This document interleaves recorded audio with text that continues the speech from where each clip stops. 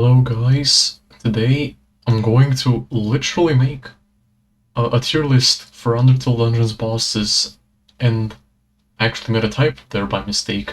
I'm going to rank every dungeon in the game, not by how difficult or how easy it is.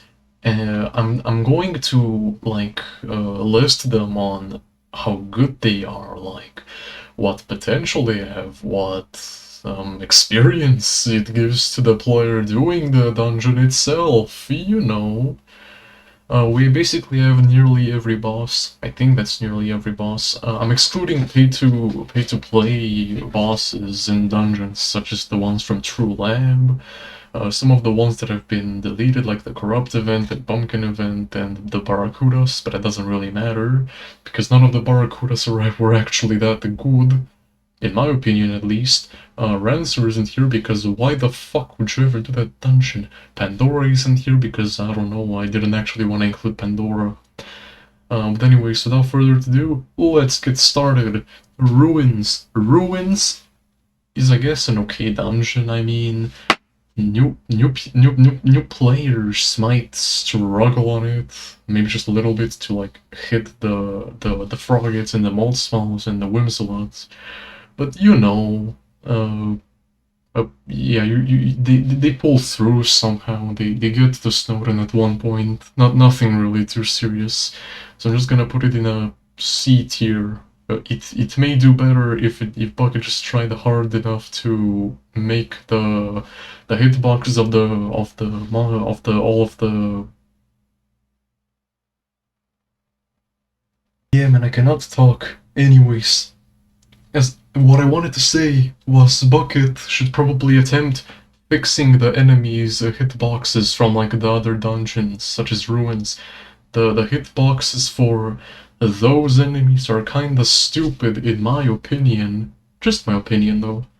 Anyways, moving on to Snowden. Why didn't I include Mew Mew as well together with Papyrus?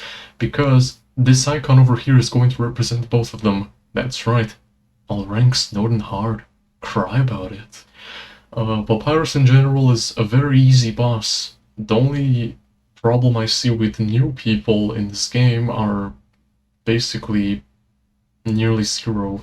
I say nearly because Mew Mew is the only issue they have in Snowden.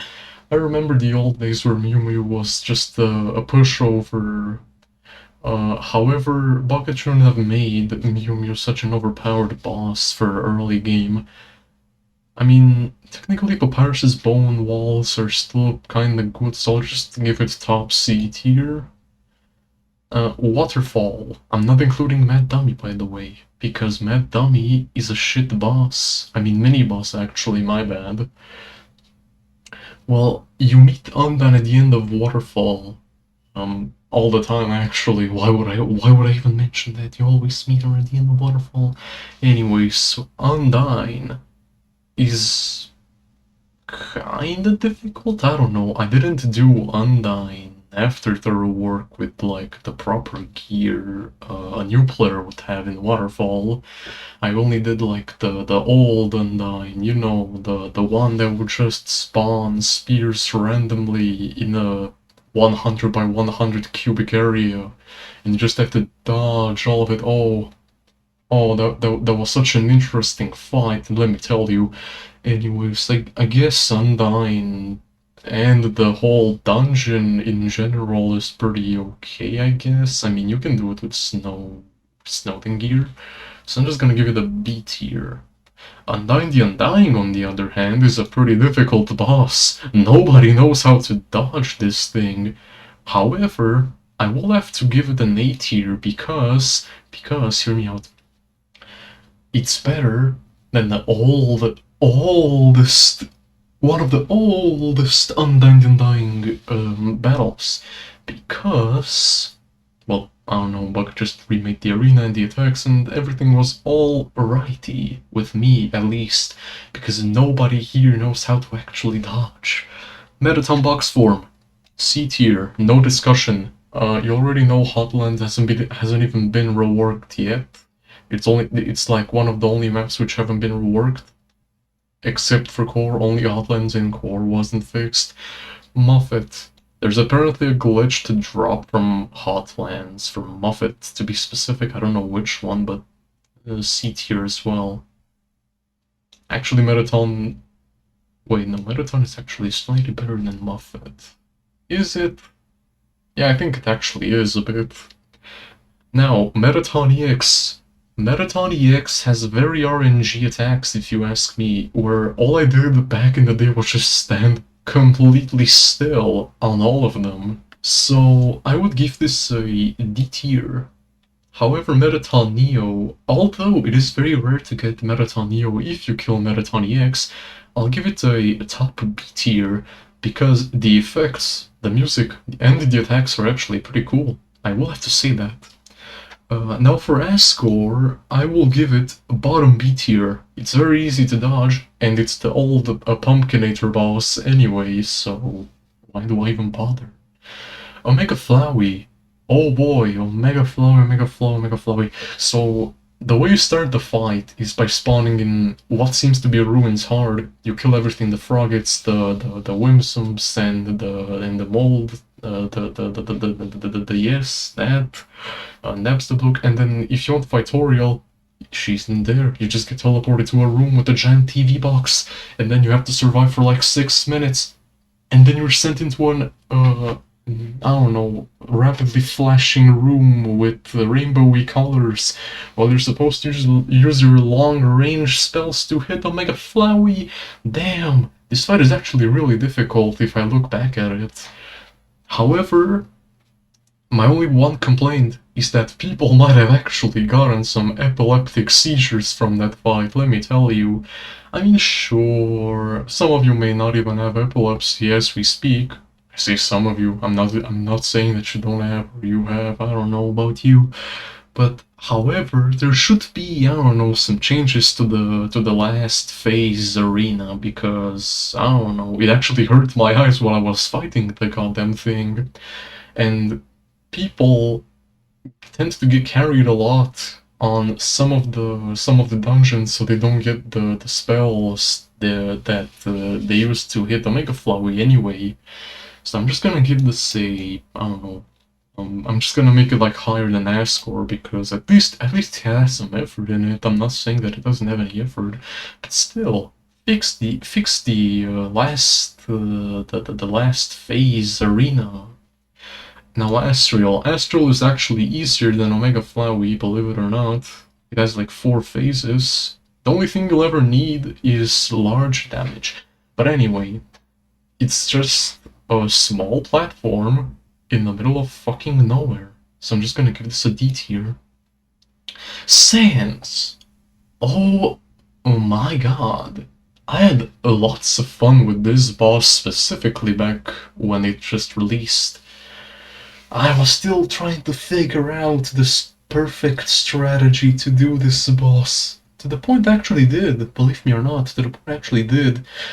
However, the fight isn't actually canonical to Undertale, it's just Last Breath music all over it. Like, you go like 20 seconds into the fight, and then you begin to hear the second phase theme.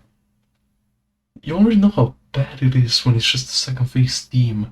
However, I will give this an S. Even though from the phase 1 to 2 transition there are some black flashing lights, but I don't know about those. The fight actually has some nice effort in it. Now, Kara on the other hand, A tier.